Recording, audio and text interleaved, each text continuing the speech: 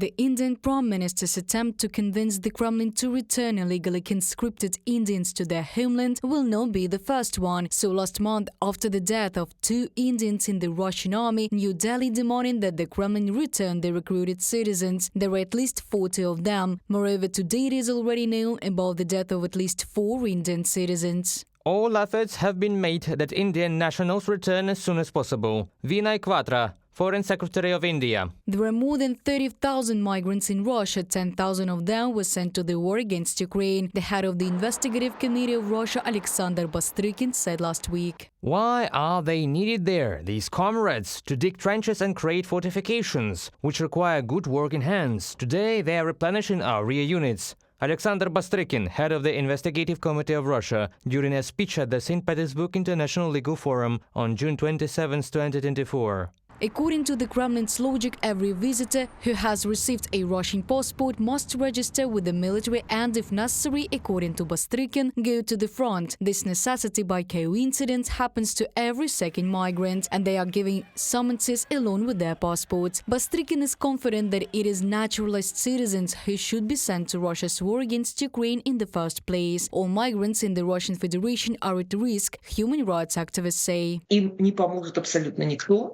No one will help them, no one will want to protect them, no one needs them, and they are expendable. The easiest ones to mobilize are those who do not have wives, who will not have human rights activists, who will not have embassies, who do not have anyone. They will simply be taken away and killed. 2023 was a particular year for the Russian Ministry of Defense. In dozens of regions of the Federation, including Moscow and St. Petersburg, security forces conducted regular raids to identify people who had recently received Russian citizenship but had not registered with the military. They were sent to military registration and enlistment offices and forced to sign contracts with the Ministry of Defense. And then they were sent to the front. By the way, having a Russian passport is not at all necessary. Foreign tourists are also recruited into the Russian army. Foreigners are invited to the Federation under various pretexts: tourism, work, training. Most often migrants from Central Asian countries fall into this trap. Russian law enforcement have been conducting a campaign of legal harassment against particularly Central Asian migrants in an attempt to induce them to enlist in the Russian armed forces in return for citizenship or to avoid arrest on invented charges. This is likely yet another inventive means of bolstering military recruitment